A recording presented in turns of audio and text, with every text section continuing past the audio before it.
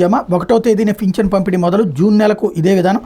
ఆధార్తో బ్యాంక్ ఖాతా అనుసంధానం అయిన వారందరికీ ఈ విధానంలోనే. అనారోగ్యంతో పింఛను పొందుతున్న వాళ్ళు, మంచం వీల్చైర్కి పరిమితమైన వారికి ఇంటి వద్దే పంపిణీ. దివ్యాంగులు, అమర జవాన్ల భార్యలకు ఇంటి వద్దే పింఛను. కేంద్ర ఎన్నికల సంఘం ఆదేశాలకు అనుగుణం కొత్త మార్గదర్శకాలు.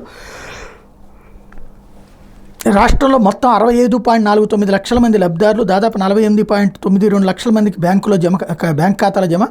ఖాతాలో జమ అయిన వెంటనే బ్యాంకు నుంచి మెసేజ్, ఎవరికి ఎలా పింఛన్ ఇస్తారన్న వివరాలు సచివాలయాల్లో ప్రదర్శన అన్నట్టు వార్తని హైలైట్ చేశారు.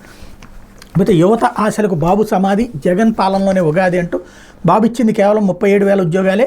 జగన్ పాలనలో 2.3 లక్షల రెగ్యులర్ పోస్టులు భర్తీ.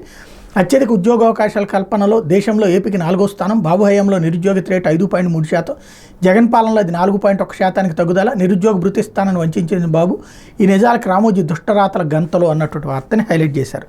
లేకపోతే విశాఖ పోర్టుకు తొలిసారి ది వరల్డ్ అంటూ 80 మంది ప్రయాణికులతో ఆదివారం పోర్ట్ ఇంటర్నేషనల్ క్రూజ్ టెర్మినల్కి చేరుకున్న నౌక. సంప్రదాయ పద్ధతిలో పోర్టు అధికారుల స్వాగతం.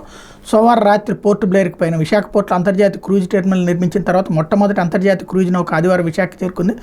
లగ్జరీ విభాగానికి చెందిన the world international cruise ship విశాఖలో బెట్టింగ్ అయింది.